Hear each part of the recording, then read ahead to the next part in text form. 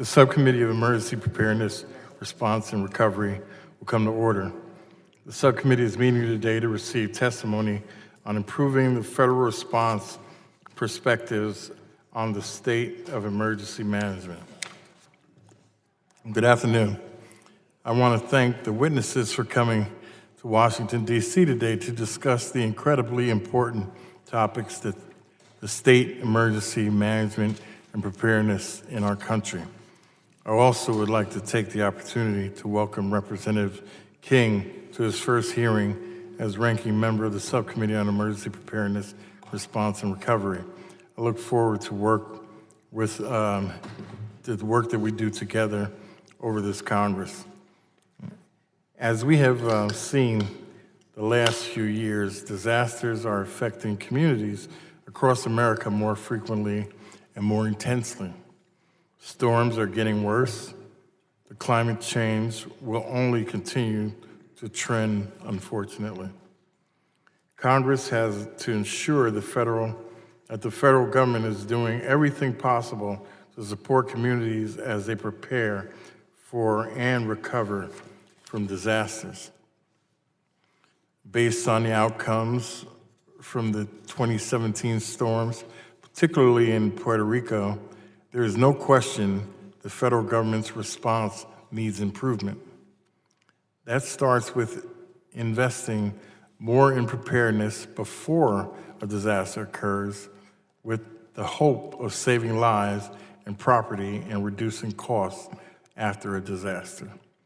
Research shows that for every $1 we invest in mitigation funding, we save $6 from reduced damage after a disaster. However, FEMA's pre-disaster mitigation fund still gets shortchanged every year. That needs to change. This is not just true for disasters, but all aspects of preparedness. States and local governments need more support in preparing for terrorist attacks too. As the nature of terrorism threats are changing, with increasing lone wolf and domestic extremist attacks, state and local governments need federal assistance to build up their response capabilities.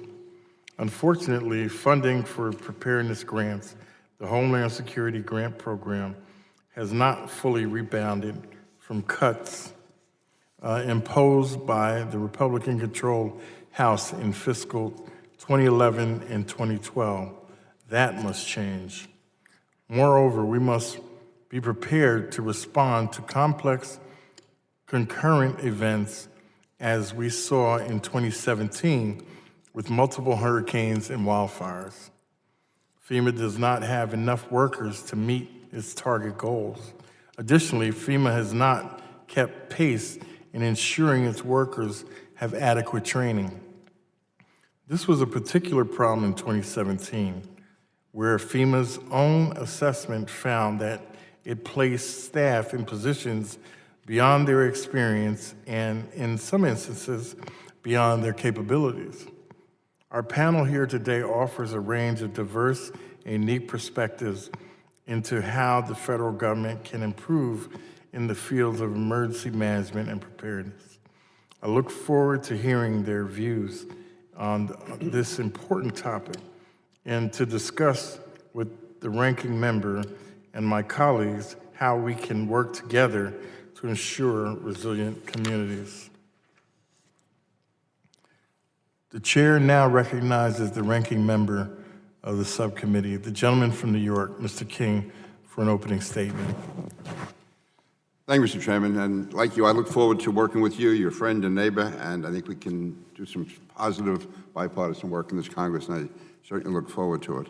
I find today's hearing especially important because following the attacks of 9/11, FEMA was one of 22 agencies and offices that were combined to form the Department of Homeland Security. And today, FEMA stands with its primary mission to reduce the loss of life and property and to protect the nation from all hazards, including natural disasters, acts of terrorism, and other man-made disasters. In recent years, you and I saw Superstorm Sandy, which resulted in over 100 deaths. In 2017, we witnessed another, as you said, another devastating disaster season. Hurricanes Harvey, Irma, Maria, to wildfires that ravaged the West Coast.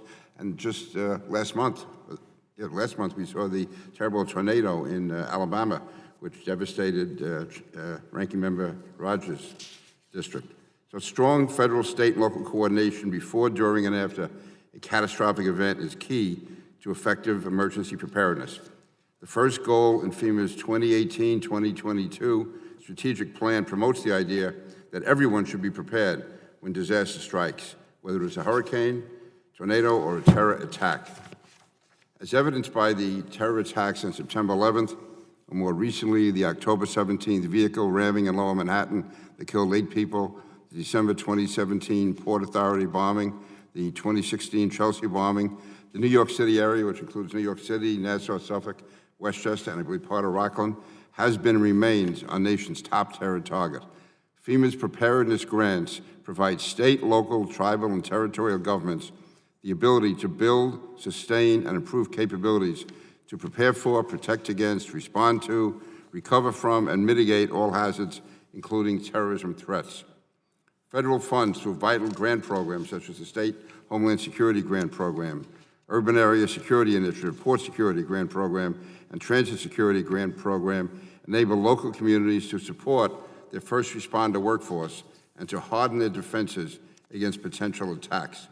Federal grant funding has enabled the New York City Department of Emergency Management, the NYPD, and the FDNY to conduct training and exercises, provide public education and outreach, and develop response protocols and safety initiatives to significantly increase security preparedness. For instance, grant funding has enhanced the Ready New York program, New York City's educational program to encourage residents to prepare for all types of emergencies. Federal program has also supported the city's CERT program and the citywide incident management system, among others. The ability to utilize FEMA grant funding is critical and the overall safety of communities. This hearing will provide a broad overview of the current state of emergency preparedness and will allow the witnesses here today to present their insights and priority for emergency preparedness moving forward. Additionally, I look forward to hearing suggestions from our witnesses on how FEMA's new administrator can improve disaster preparedness, response, and recovery. Thank you, Mr. Chairman, and I yield back to you. Thank you, Ranking Member. Other members of the subcommittee are reminded that under the committee rules, opening statements may be submitted for the record. I welcome our panel of witnesses. Our first witness is Major Louis Bucari,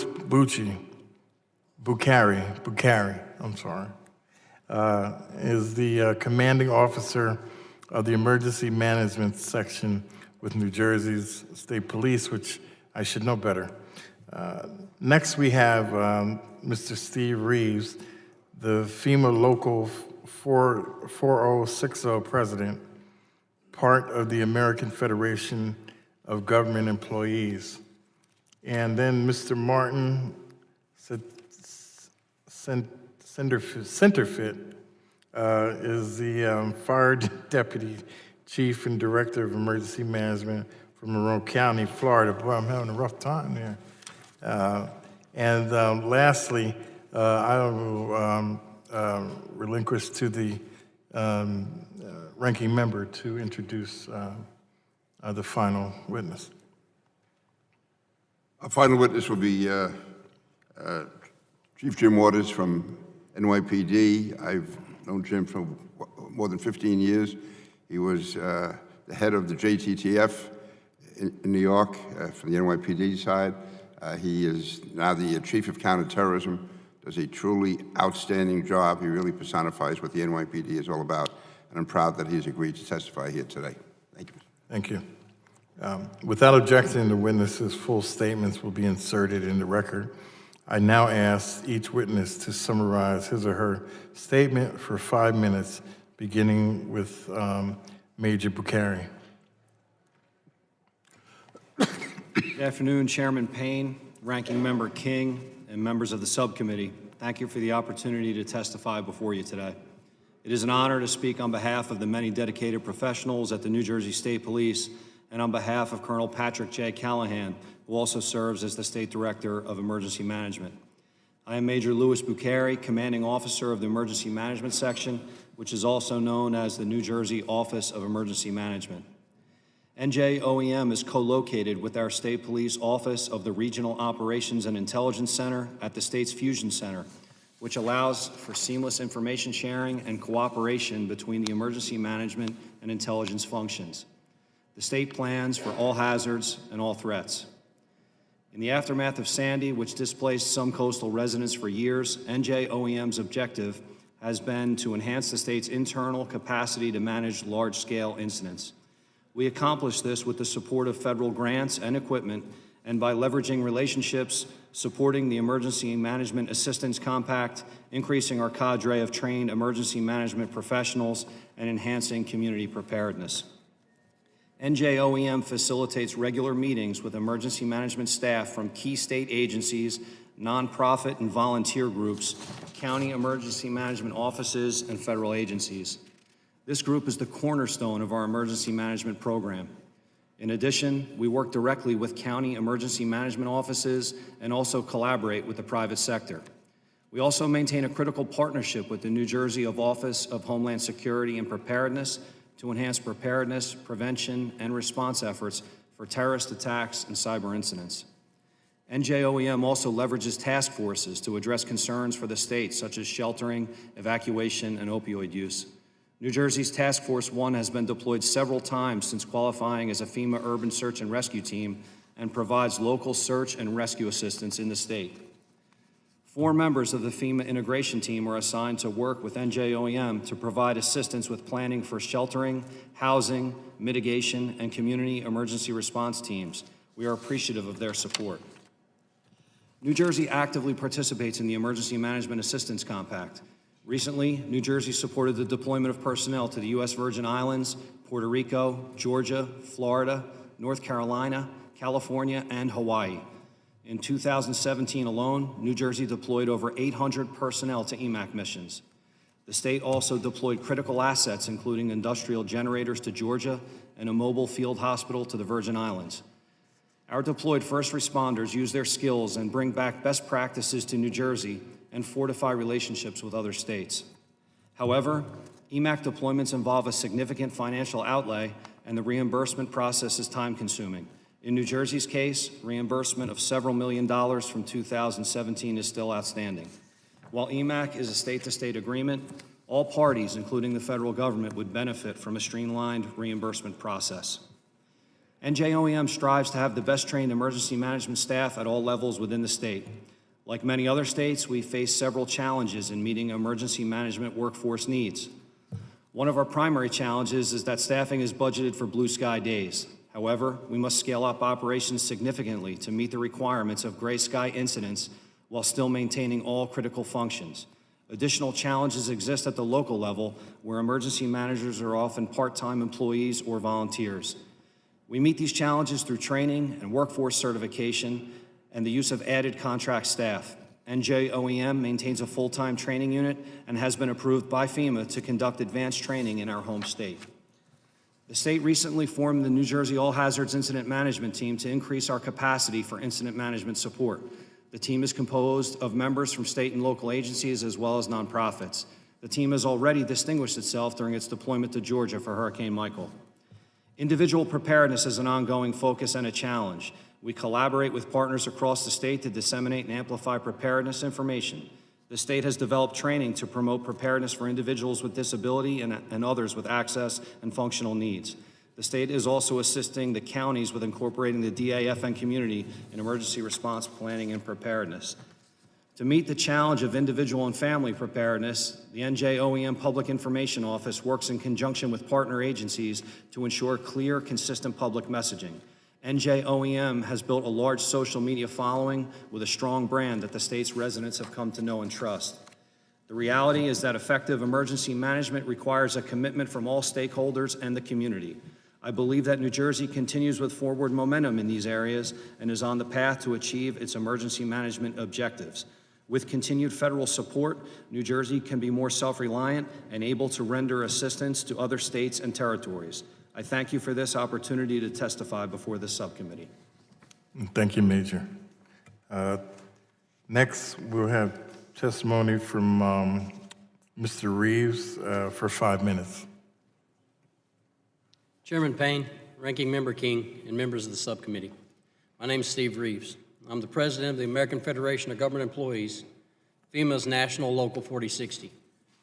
When you speak to me, I'm speaking for the members of all of the FEMA that's out there working in the field today. We represent over 3,000 federal employees nationwide. I thank you for the opportunity to testify on FEMA's emergency management. I'm a 23-year Army veteran. I was deployed to Iraq, Afghanistan, Bosnia, and Somalia while in the Army. While in the Army, I learned the importance of maintaining high morale and team building and brought those lessons with me to FEMA. Today, I will talk about 3 workforce issues that, if approved, would strengthen FEMA's ability to carry out our emergency management and preparedness responsibilities. Those are recruitment, hiring, and retention. FEMA employees serve Americans by making sure disaster victims are made whole again after nationally declared disasters. To improve emergency management and preparedness, we must improve how FEMA recruits qualified candidates. There is a backlog of security clearances currently holding up recruitment and hiring, which causes a significant obstacle when trying to recruit qualified candidates. FEMA struggles to recruit firefighters and police officers at Mount Weather, our emergency operations center in Bluemont, Virginia. Because of the delayed security clearance processes, Mount Weather is understaffed and currently has a deficit of firefighters and police officers. Their schedules are erratic and their leave requests are denied because of the low staffing levels. If FEMA hired more permanent full-time security background investigators to process security clearances, we could expedite the hiring of firefighters, police officers, and qualified FEMA employees nationwide. FEMA employees are hired through a rigorous competitive merit-based examination process that includes application of veterans' preference. The number of permanent full-time employees needed to carry out successful emergency management preparedness cannot be shortchanged. Currently, there are 1,118 vacant permanent full-time positions at FEMA.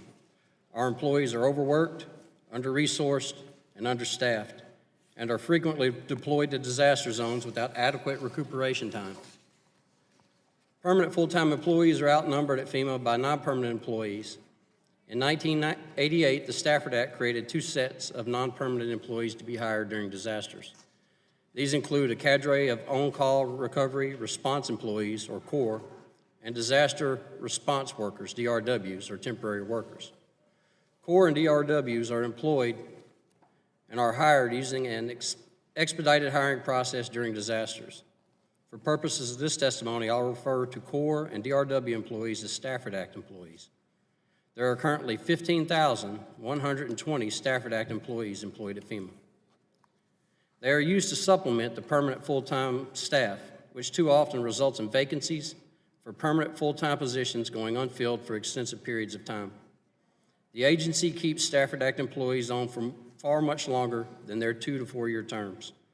Stafford Act employees should be deployed to disaster zones for a specified amount of time to respond to a specific disaster. These positions were not designed to work with or replace permanent full-time employees on non-disaster work. However, because there is such a need for permanent full-time employees at FEMA, it's not uncommon to find Stafford Act employees working outside their job descriptions. Additional funding and resources are needed for more permanent full-time staff. Identifying permanent full-time vacancies would help improve FEMA emergency management and preparedness and would allow FEMA to hire the number of permanent full-time staff that is truly needed. An adequate assessment of needs is necessary to calculate the number of permanent full-time current employees and determine where additional permanent full-time employees are needed to address emergency management and preparedness. Some Stafford Act employees have been working at FEMA far longer than their designated employment term. Some have worked longer than 10 years in Stafford Act positions. The agency continues to transfer their contracts to new disasters without giving them a permanent full-time position.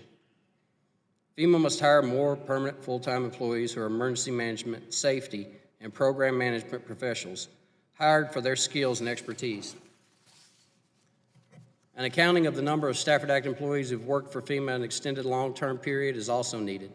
Positions where Stafford Act employees have been employed for a long time should be made into permanent full-time positions.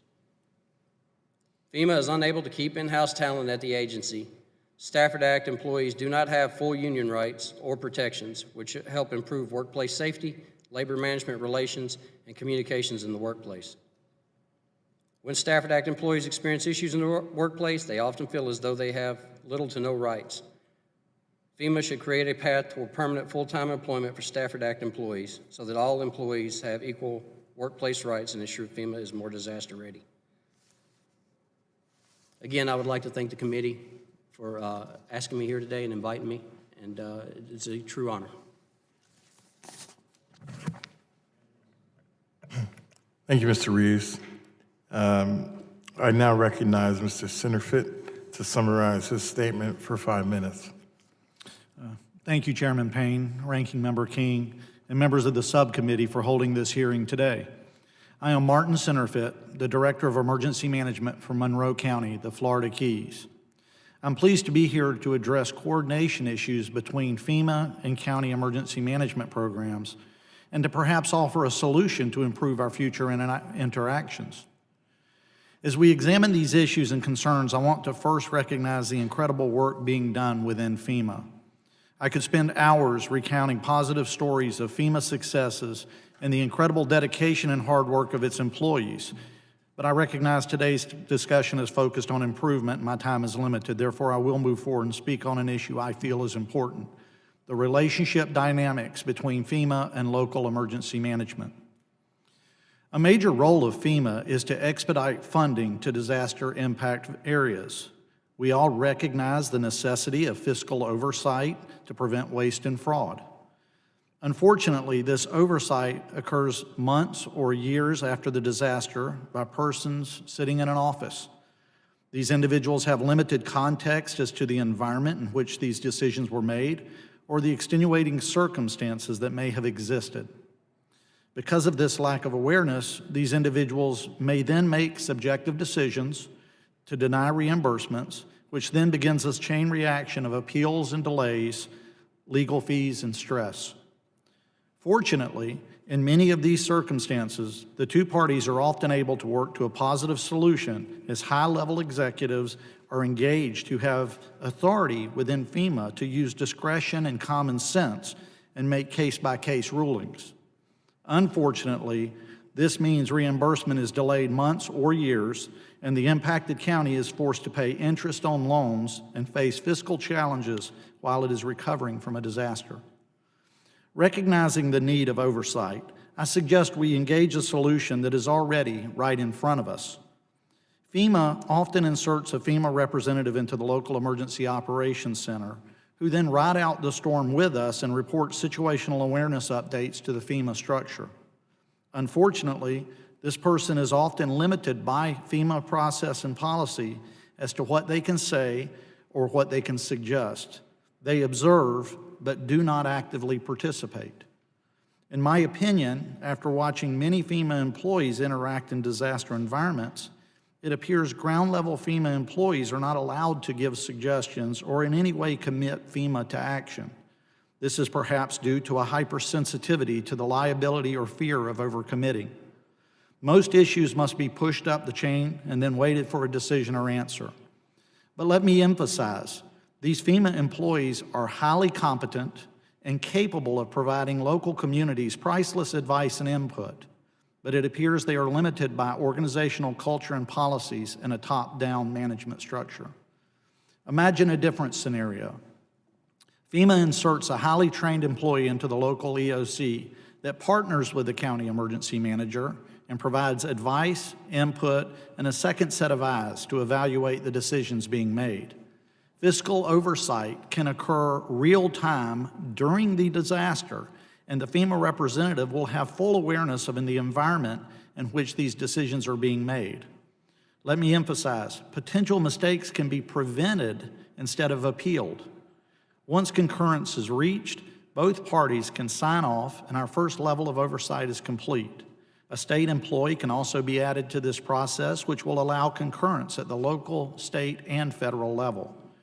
This solution provides a sounding board for the local emergency manager and should provide enough oversight to expedite the reimbursement process.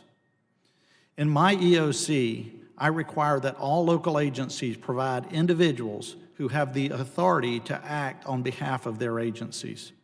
That is what makes an EOC effective. I want the same level of commitment from FEMA. If we implement this change, I will have a FEMA partner in my EOC, not a FEMA observer. And mistakes can be avoided, not disputed years later. I thank you for your time and look forward to answering any questions you may have. Thank you for your testimony. I will now recognize Chief Waters to summarize his statement for 5 minutes.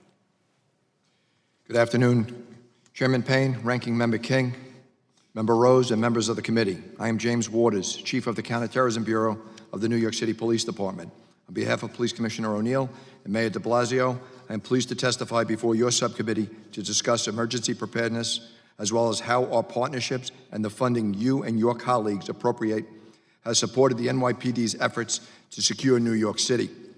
I believe we would all agree that the concept of emergency preparedness should not imply a reactive posture. With more than 38 years of service to the NYPD, including 16 years overseeing our counterterrorism operations, I can tell you with the highest degree of certainty that the NYPD does not take such an approach. Our fundamental belief is that the emergency preparedness is driven by the proactive posture aimed at preventing an attack and building resilience into everything we do. Our ability to do this is a direct result of successful collaboration with our federal partners and the significant funding that the federal government provides our city.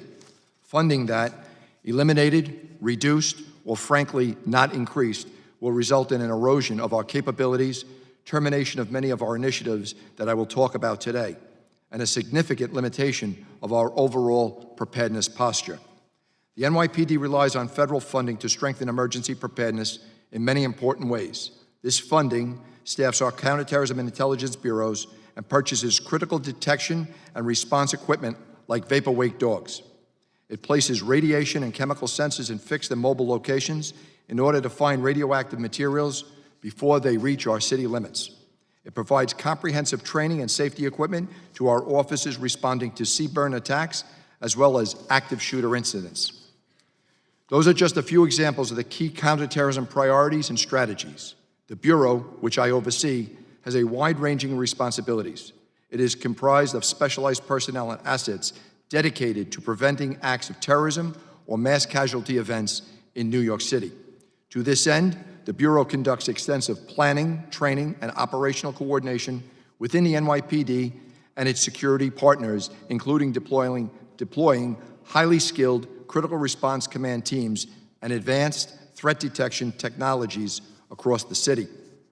Our intergovernmental partnerships are significant. We are part of the Joint Terrorist Task Force, spearhead initiatives like Operation Sentry, and are part of the Securing the Cities initiative funded by the Department of Homeland Security and aimed at protecting against a radiological attack like a dirty bomb. Our private sector partnerships are unmatched. These joint ventures support our federally funded Domain Awareness System, or DAS. This system receives data from real-time sensors, including radiological and chemical sensors, ShotSpotter, information from 911 calls, and one-way live feeds from CCTV cameras, and allows us to view countless locations around the city from one centralized location. Our private sector partners number approximately 20,000, and as part of an initiative called NYPD Shield, represent almost every sector of industry. We provide information to private sector partners to help them secure their facilities and employees, and in turn they share information and access to help us secure the city. We continue to seek greater funding levels that are commensurate with the unique position in New York City finds itself at the top of the terrorist target list. In the 17 years since September 11th, the NYPD and our partners have uncovered over 24 terrorist plots against the city. In most cases, they have been thwarted by the efforts of the NYPD and the FBI JTTF. However, we're not able to stop all of them. Tragedies such as the West Side Highway, vehicle ramming attack, the Chelsea bombing, and the subway bombing are examples of continuing need to improve and expand our counterterrorism apparatus. Port and transportation homeland security grants have not been increased for years, which could also counter terror. counterterrorism apparatus. The threat is ever present, but as we have seen over the past several years, it's also dynamic and becoming increasingly decentralized, thus harder to detect. As the nature of the threat changes, so must our response. With additional funding above the current levels, the NYPD would be able to enhance proactive posture by expanding intelligence gathering capabilities, increasing deployments in critical areas, purchasing and employing cutting-edge technology, expanding collaboration and partnerships, all to strengthen its emergency response capabilities. We are facing a new and potentially lethal threat, one that the NYPD is prohibited from effectively countering. Though we have not yet seen it here in the United States, terror groups such as ISIS and Al-Qaeda have incorporated unmanned aircraft systems, or drones, in battle overseas. The NYPD recommends amending the federal code to allow state and local governments to purchase jamming technology for use against drones in select circumstances with proper oversight. Recently, DHS and DOJ were empowered by law to use such technology. However, our federal partners simply do not have the resources to ensure the level of coverage for New York City. The NYPD is ready, willing, and able to deploy this option if given the authority, and will train select members of the department to respond swiftly anywhere in the 5 boroughs. Mere moments of delay could mean the difference between successfully stopping an attack or catastrophe. At the NYPD, our philosophy is simple. We have to gather the best intelligence available, utilize the most up-to-date technology, expand partnerships, take proactive measures to identify and neutralize threats, and react to natural disasters and other mass-scale events in a manner which ensures public safety and prevents the loss of life, all while remaining committed to protecting individual liberties. Over 17 years since September 11th, New York City enjoys the distinction of being the safest big city in America. It is also commercially vibrant, culturally diverse, and free.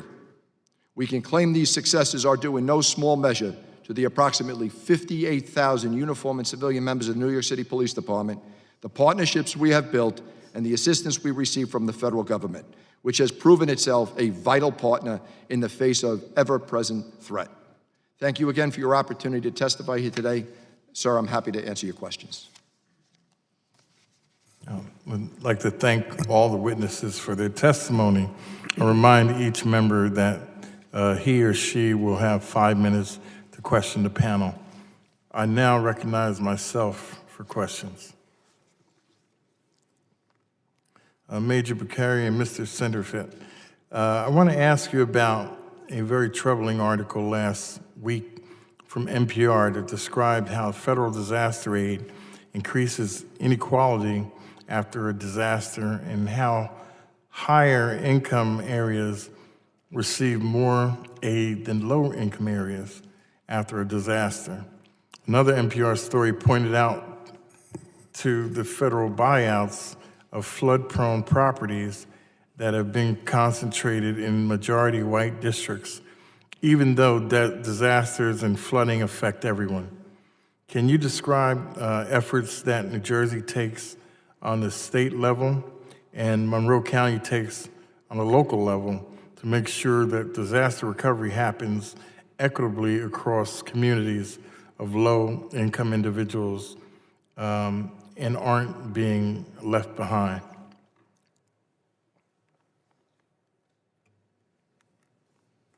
Yes, sir. In New Jersey, NJOEM takes a whole community approach to all phases of emergency management. Prior to a disaster, we do several things to ensure that all communities are taken into account. We ensure that all 21 counties have a hazard mitigation plan. That county hazard mitigation plan is paid for with grant funding, without which the county and local municipalities would be ineligible for hazard mitigation funding at all. Some of the other things that we've done is we've distributed over 400 generators across all 21 counties and over 400 municipalities for power restoration across all communities. Lastly, we've re-engaged our community emergency response teams, which has proven vital, dispensing over 120 community emergency response team trailers, training 27,000 people, and have a core group of 10,000 to help all walks of life. In regards to home buyouts and elevations, New Jersey takes a risk-based approach based on 3 criteria: severe repetitive loss, and substantial damage. As a home rule state, each municipality decides the direction that they want to go in. Some municipalities take elevations in order to keep their tax base. Some prefer home buyouts. One of the proactive things that has just happened in the state of New Jersey under Governor Murphy is he's enacted the Office of Environmental Justice under the Department of Environmental Protection. They are a critical key emergency management partner with us, and we've begun to engage in meetings to ensure the fair treatment of all people and to give all communities a voice. Thank you. Mr. Sinnerfit? Thank you, Mr. Chairman. In Monroe County, we recognize the simple reality that disasters do have an adverse impact on the poorer populations of the community, and that's directly related to the diminishing value of a dollar. If you only have $1,000 and you take $1,000 impact, it changes your world. If you have $100,000 and you take $1,000 impact, it's not as much of an impact. And we recognize that. So we focus heavily on the poorest parts of our community. We've made sure that that's where we've placed our focus. We've opened a long-term recovery group with not only the government, but all of our nonprofit partners to make sure that we're digging into those needs to find out what is necessary and how we get these individuals back, back to a reasonable level of life. In Monroe County, we've seen a major impact on our workforce housing. Quite often, it is your workforce that is living at the ground level of these multi-story houses, and when we received 4 to 6 to 10 feet of water in the Florida Keys, it was the workforce housing that flooded out, and these were the people that had the adverse impact. That's where we've been putting our focus and energy. I can say that FEMA has been right there with us the whole time, working with us, making sure that these needs are met. And this is a conscious thought in the forefront of our minds to make sure we're fair and equitable. Okay. And from the two of you, do you think there's anything FEMA could do to improve disaster relief for low-income individuals very quickly? If I may, I read the NPR articles, and part of the challenge that I found with them is they're comparing not even apples to oranges, but apples to footballs. They talk about, on one hand, they talk about the repetitive flood loss programs, but at the same time, they try to turn around and talk about assistance rental housing. It's 2 totally different products, and that I've seen FEMA is doing everything they possibly can to be fair and equitable, but different programs are going to impact different communities. Repetitive flood loss is going to be more advantageous to the homeowner versus the renter, whereas temporary sheltering assistance is pretty much a process that only those that are at the lower economic scales are going to benefit from. And so I think just to be careful, we have to look at all the programs individually. And I think there's more research that needs to be done on this to make sure that we're not missing the boat somewhere. Okay. Thank you. And I yield to the gentleman from New York, Mr. King. Thank you, Mr. Chairman. As we saw with Sandy, and also if there were ever another terrorist attack in Manhattan, basically New York and New Jersey are one region. And so I would just ask, I guess, Chief Waters and Major Bukhari, how much cooperation is there between New York and New Jersey, specifically the NYPD and New Jersey, as far as emergency disasters, terrorist attacks, whatever? Major, you want to go first? Yes, sir. We share a tremendous partner with the state of New York and NYPD in particular. From the emergency management side of the house, from our Trans-Hudson evacuation planning, to our investigative branch, our participation in the JTTF, our Regional Operations and Intelligence Center, and certainly our investigative branch. We feel like our partnership couldn't be stronger. We actively monitor NYPD's posture in preparedness and also in response to critical incidents and threats, and often similarly respond on the other side of the river. We've had several target hardening operational responses, specifically some of which occurred during holiday season, where members are going back and forth by rail and ferry across the river. So again, we share an extremely strong partnership. We embed members into the Lower Manhattan Security Initiative. We have a streamlined communication, and glad to report that those partnerships are incredibly strong. Chief? Sir, I agree with the other witness. In a word, seamless, sir. The transparency is there. It dates back many years. We work very well with the state police and the local police departments in New Jersey. We have members of the Joint Terrorist Task Force that are on the Newark side of the river, working with the New Jersey. We have our members of our Intelligence Bureau that are assigned to New Jersey. We worked going back to the Super Bowl several years ago. We spent quite a bit of time. I spent a year in the planning stages before the Super Bowl in 2014 with the Jersey State Police and all of the partners. As was already stated, we have members of New Jersey law enforcement in the Lower Manhattan Security or the Domain Awareness System residents. So it's seamless. In New York, we have obviously Yankee Stadium, Citi Field, Arthur Ashe Stadium, Madison Square Garden. Jersey has MetLife Stadium. I saw recently the Dodgers had a drill in Dodger Stadium to a practiced evacuation of the stands in case of an attack. Is there anything similar to that? Not to give away any trade secrets, but are you prepared for that in New York, and also you'll be prepared for that in New Jersey? Chief? So we are prepared. We do through a number of different programs in counterterrorism. First, through the SHIELD program and the Counterterrorism Division, do a lot of training with all of the employees in the private sector, but specifically to your question, with all the employees of the different venues, the sporting arenas. We deploy our Critical Response Command and our Strategic Response Group, highly trained, heavily armed officers to those locations, as well as our elite emergency service unit folks and the bomb squad to all of those venues for every event. So we're well prepared. Major? I would concur with Chief Waters. We've conducted several iterations of exercises over the years, certainly in preparations for hosting the Super Bowl and since. In addition, staffing MetLife with several members of our Special Operations Section and Tactical Forces, including our bomb squad. In addition, we've also brought up the entire Detect and Render Safe Task Force, a federally grant-funded task force combined of explosive detection canine handlers and our bomb squads, and work in conjunction with all of our partners on contraflow and emergency evacuation procedures. To give some idea of the commitment, Chief Waters, how many personnel are in counterterrorism in the NYPD, how many in the Intel unit, and how many in JTTF? So the JTTF is the largest partner next to the FBI with over 100 strong detectives, sergeants, lieutenants, all the way up to deputy chief.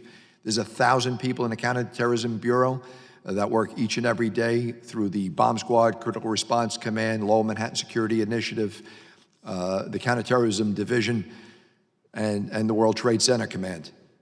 Additionally, the Intelligence Bureau has almost 1,000, just under 1,000 strong, working and spread out throughout the region, not only New York City, but in New Jersey, Connecticut, and elsewhere, and around the world through their liaison program. If we have a second round, I'd like to go into the issue of drones with you. Yes, sir. Yield back, Mr. Chairman. Thank you.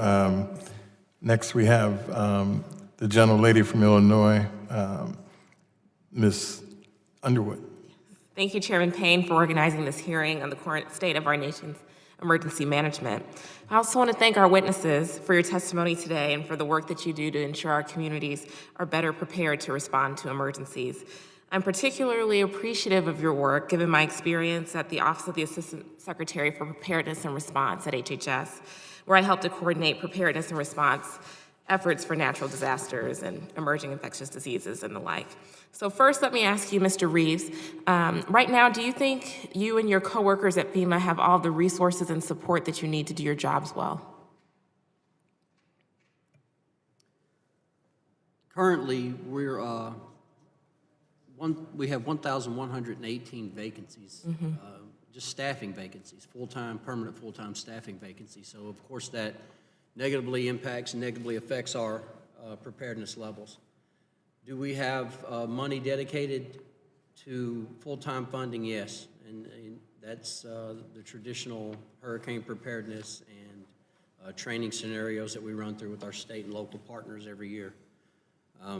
We have a shortened window because of the impact of the furlough and the 36 days. Usually we have from the end of November to the beginning of June to prepare for hurricane season again, and then on the interim we have flood season and tornado season between those. So it's really shortened our window to prepare for hurricane season, and we're busting our butts trying to get ready. Yes, sir. And in your testimony, you wrote that this has been the, quote, most active disaster season in recent history, end quote. Can you tell us what you mean by that? Yes, ma'am. The previous 5 years, it's a better window to look at. We've been more active as a disaster response agency in the last 5 years than we have the previous 10 prior to that. We've stayed deployed to one disaster or another. There's not been a recovery season as traditionally, the traditional recovery season that we get. So our employees aren't getting a lot of downtime anymore because of the volcanoes in Hawaii, or because of the wildfires in California, or because of the floods that subsequently followed the wildfires. So there's a shortened window of recuperation and recovery time, and it's really impacting our membership. I see. Thank you. I'm from Illinois, which was hit by one of the worst tornado outbreaks in the state's history back in December, and flooding in my district in Lake County and in McHenry County is a constant and growing threat. We can't ignore the scientific consensus that increasing the number and intensity of natural disasters are linked to climate change. It's personal in my community because the EPA has warned that climate change is likely to make flooding in Illinois even more frequent. And this is for anybody on the panel. How are your organizations preparing for the future as climate change and other factors contribute to this pattern we're seeing of bigger and more frequent natural disasters?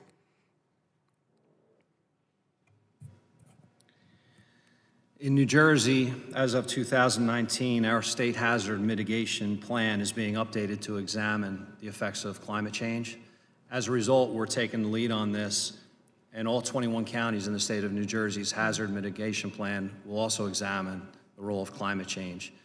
Further, we're partnering with the Department of Environmental Protection on a coastal resiliency plan. That plan is in development, and that'll look at climate change from a long-term perspective. Moreover, it'll not only, with the hazard mitigation plan, where we look at the elevation of homes, the buyout of homes, the coastal resiliency plan will look at critical infrastructure, the roadways, and other infrastructure. And what can Congress do to help you prepare for these future threats as they emerge? Certainly, any additional funding that Congress can provide for us to increase our programs would be beneficial. Thank you. I'm a nurse, so I'm also very aware of both the immediate and long-term public health implications of disasters. Even after debris is cleared, many people continue to suffer from lasting physical and mental health issues. And as recent disasters have illustrated, the most vulnerable among us, including young children, the elderly, and people who are mobility impaired, can be particularly susceptible to injury and illness following a disaster. And so, Mr. Butchery, I was interested to read about the training New Jersey has developed to promote preparedness for individuals with disabilities and others with access and functional needs. Can you just summarize what that training entails, and would you suggest to other states who want to implement those similar programs? Very quickly. Sorry. Sure. We have a very active and robust training Yeah. regimen. We have a full-time DAFN coordinator who coordinates our training, and we also partner with our county and locals at the municipal level with the development of core advisory groups to take into account the entire DAFN community. I'll mention one other thing very quickly, which is we we help assist and manage the Register Ready program and get the word out in order that all individuals with any disability or access functional needs can register, thereby us being able to prepare and respond in an expeditious way to serve our entire community. Excellent. Thank you so much for your work, and thank you all for being here today. Mr. Chairman, I yield back. Thank you. Now go to the gentleman from Texas, Mr. Crenshaw. Thank you, Mr. Chairman. Ranking Member King. Colleagues, look forward to working with you and serving with you on this very important committee on disaster preparedness, response, and recovery. This is especially important to my district in Houston. As you know, we suffered through Hurricane Harvey, dumped over 33 trillion gallons of rain over us. To understand that magnitude, it's a block of rain 3 miles wide, 3 miles high, and 3 miles long. It's a lot of water. A lot of residents had 6 or 7 feet of water. As we recovered from that disaster, it was quite amazing to see how local and state and federal entities worked together, how the civic communities came out, the churches and the nonprofits. I worked with Team Rubicon specifically, which I know works in both Florida and New Jersey and New York. It's amazing to see the best of people come out when things go wrong. One thing I want to get at with all of you is, and I'll start with Mr. Centerfit.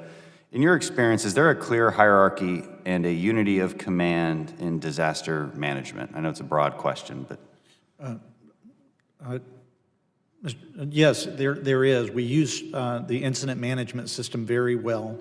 We tie the municipals, the locals, and the states together very well. And, you know, as my comments alluded to earlier, the one thing I want to do is get FEMA more engaged in that unity of command. Right. Too often they're kind of at a distance, and we could really use them as a partner at the table. Right, and my next question hits on that exactly. So go into a little bit more detail. How does that partnership look? What is the right way to think about it? You know, I say I need a partner, not an observer. Mm-hmm. I think it's just an organizational culture issue where the FEMA people on the ground aren't allowed to engage and commit and actively participate, which then means we make decisions. We would love to have FEMA oversight right there. We make the best decisions we can, then later we get denied in reimbursement, and then we have to go through an appeals process. And what I find most interesting is I can watch the discomfort of the FEMA employees. They know the answers. They want to engage. Yeah. They want to be a part of the solution, but the policy and process doesn't allow them to. Okay, and Mr. Bucari? We're all having trouble here. Okay. In your testimony, you mentioned the recovery efforts after Hurricane Sandy. In your experience, would it be beneficial to consolidate disaster recovery money into FEMA rather than the current system, which includes SBA, Army Corps of Engineers, DOD, HUD, HHS, and Mr. Centerfit? Sorry. If you want to add on after Mr. Bucari's answer, that'd be fine. In terms of the specific finances, I would like to go back and take that to my recovery bureau and talk to the subject matter experts and provide you with a written response for the record. Okay. And yes, sir, it's sometimes it's a challenge to try to find where all the money is at. It does get spread around a little bit, and then we have to try to, as the disaster victims try to find which program should we be addressing at which time and for which amount. And so anything we can do to streamline that process.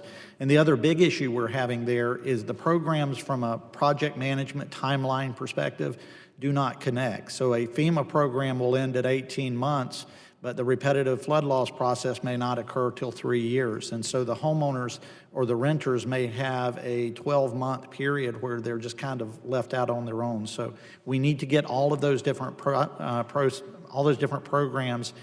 and timeline them out and make sure there's no break in continuum of care.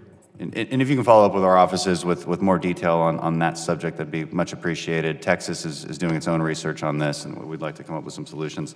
One thing that happened in the city of Houston was that The city of Houston didn't modify local code allowing for manufactured housing and RV units outside of mobile home parks until more than 4 months later. That was a huge problem. Do you guys have any other examples where city and state laws get in the way of disaster recovery, and what is the best way to deal with that when those things conflict? In Monroe County in the Florida Keys, we've got very strict building code, and we found that we've been able to work through them pretty tight, but what we're finding is there's just not enough capability to produce modular homes quick enough to make up for the loss. And so it's more of a product of the environment, of the capabilities. Anything to add? No, I guess I have to yield my time. Sorry. Gentleman's time has expired.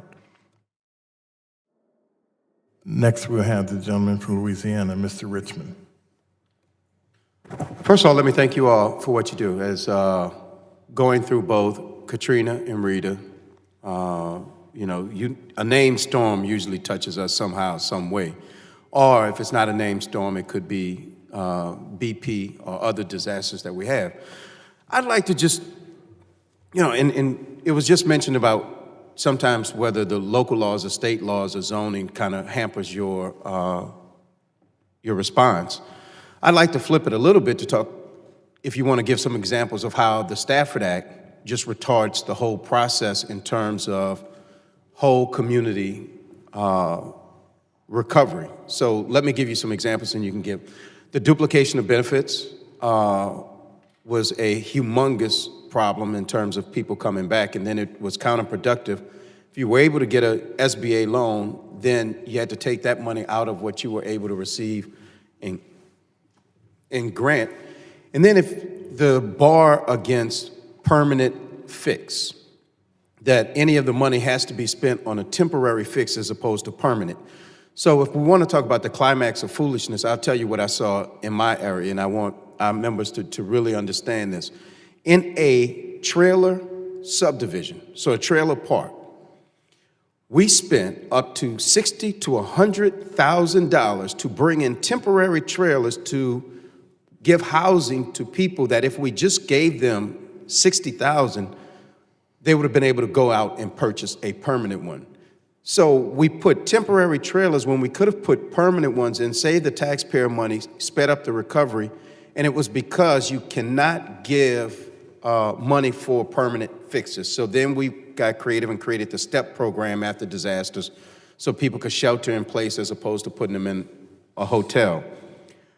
So when you think of things that we need to be doing, what can we help you all with?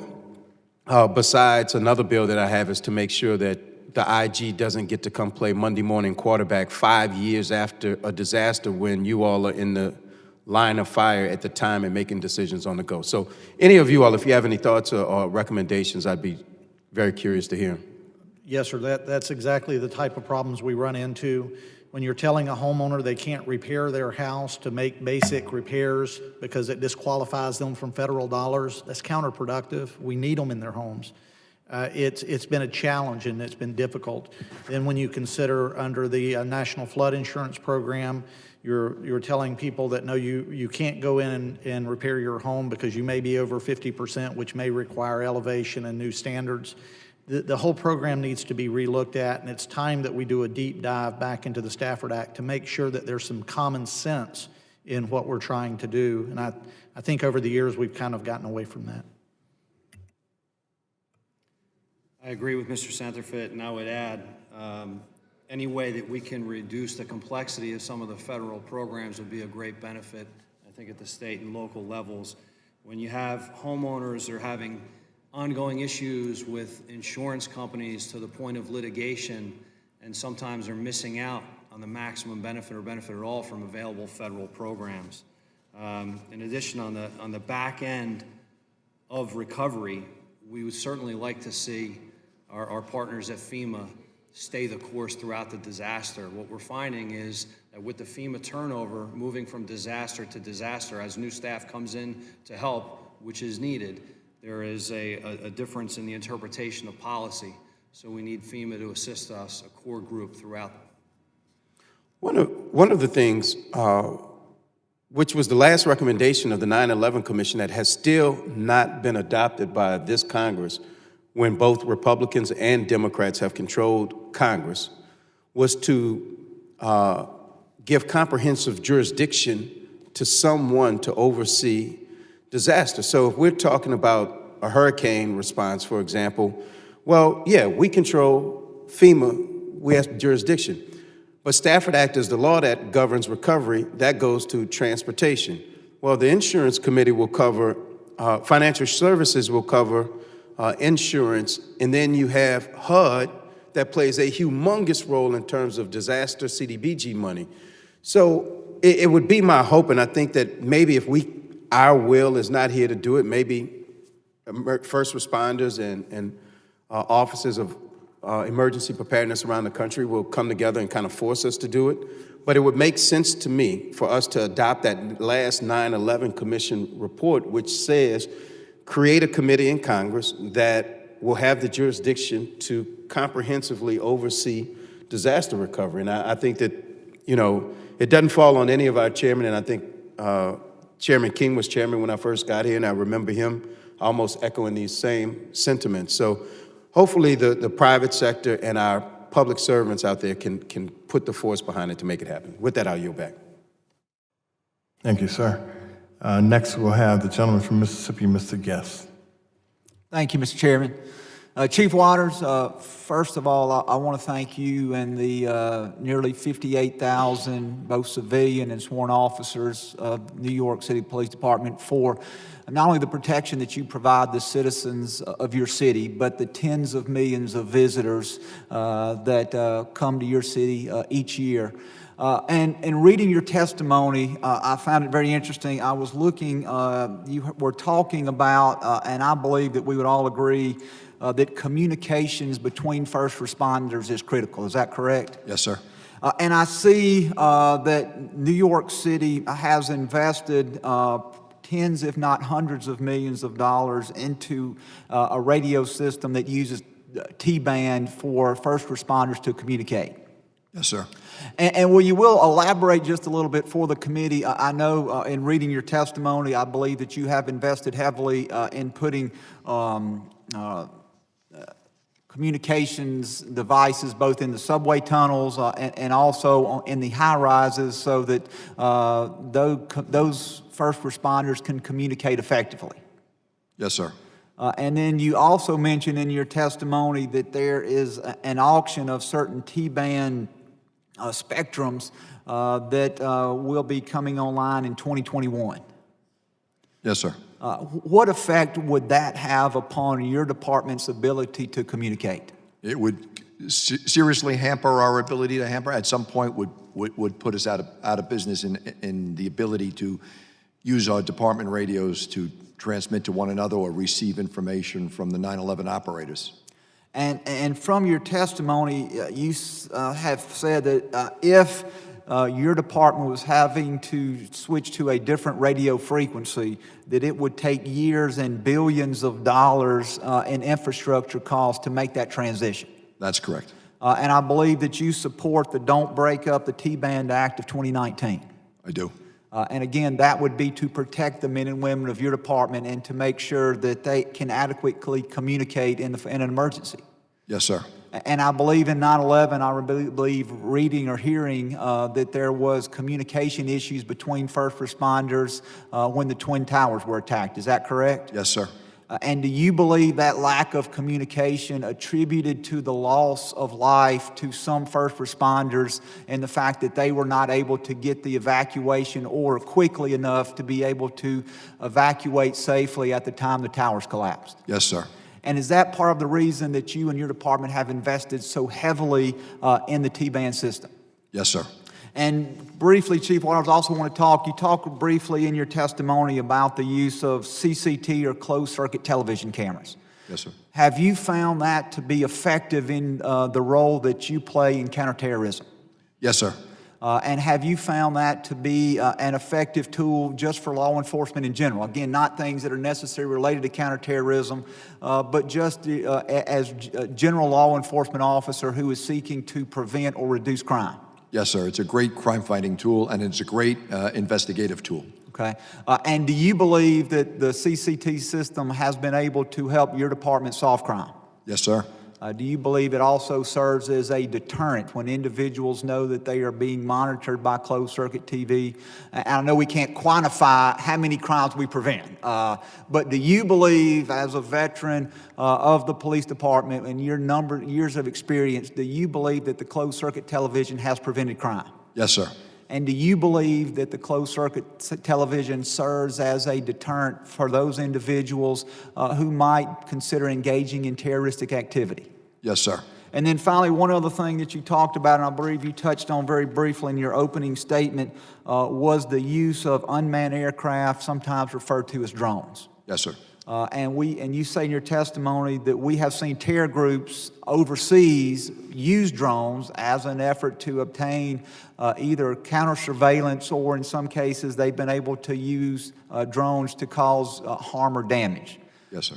Does the technology currently exist to allow the federal government to block or to jam signals to drones? Yes, sir. Do you or does your department have the ability to access that technology? No, well, we can access it through our federal partners, but we don't have the opportunity or the authority to do it on our own now. And do you believe which is very much necessary? Yes, sir. Do you believe it would be beneficial to your department for you to be able, your department specifically, to be able to access that technology? Yes, sir. I yield back, Mr. Chairman. Thank you, sir. Next, we have the gentleman from New York, Mr. Rose.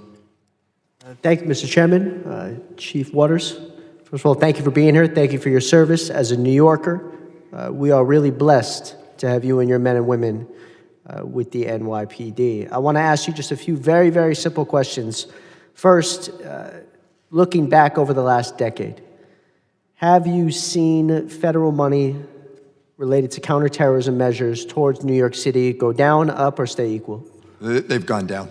And what have been the consequences of that? Well, we have to make some very serious choices and decisions on what programs or initiatives that we're either going to do away with or lessen the opportunities for training for officers, to give you two examples.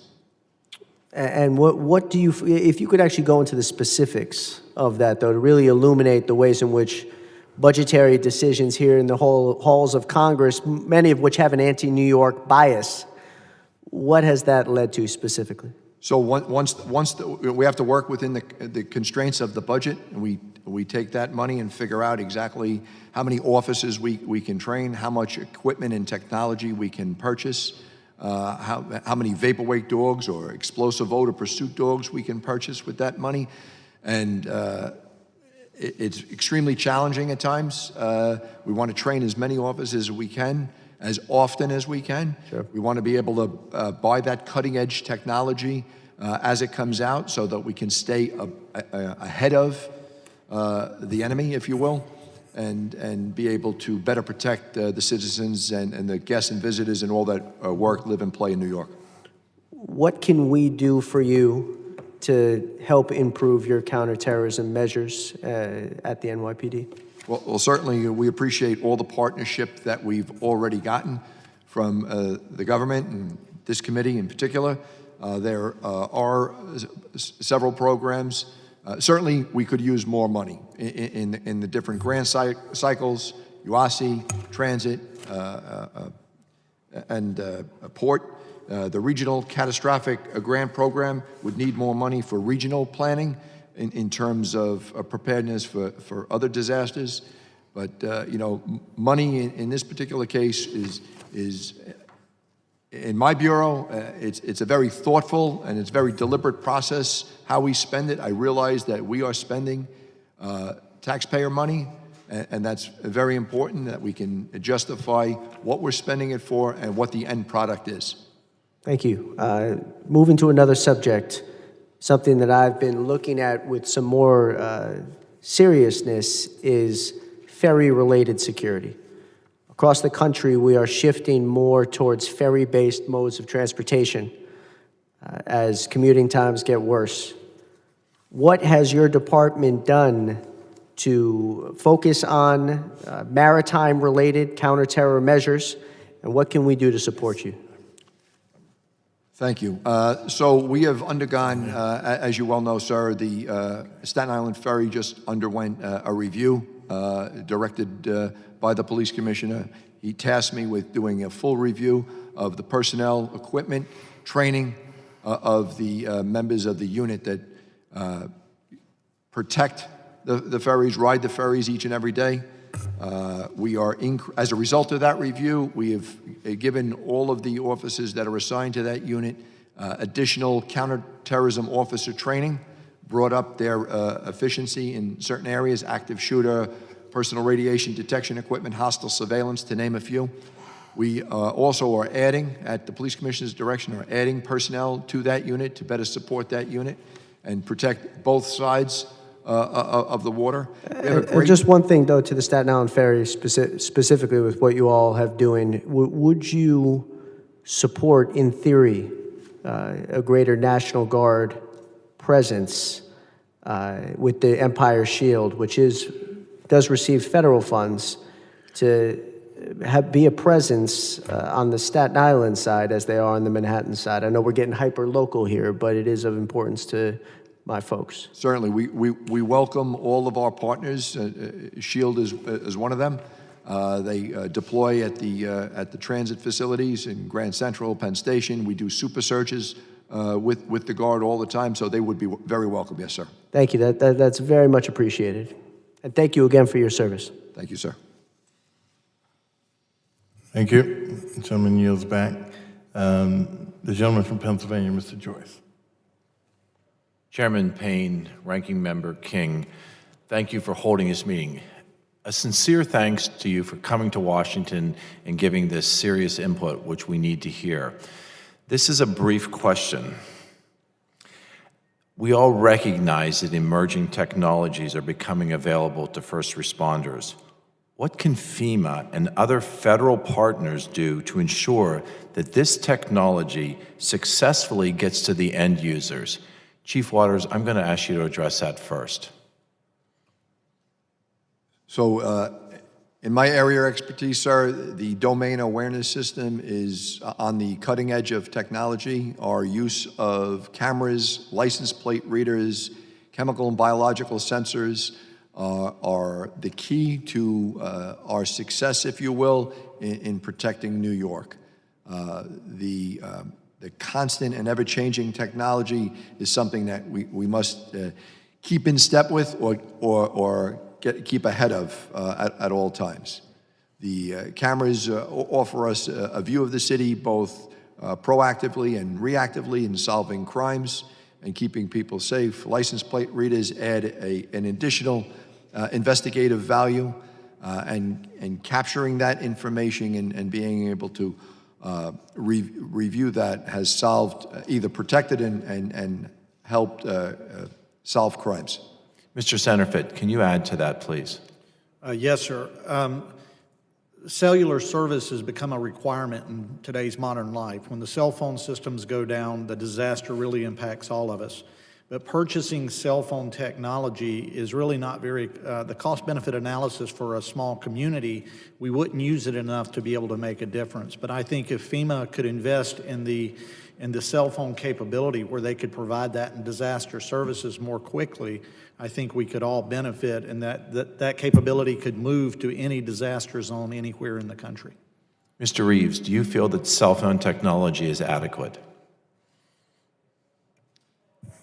I know that our agency spends a lot of money on cell phone technology.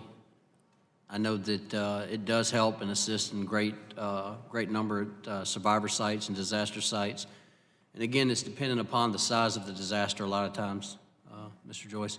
So, you know, in order to know if it's truly cost beneficial for the federal government, I'd have to go back to the agency and get that information for you.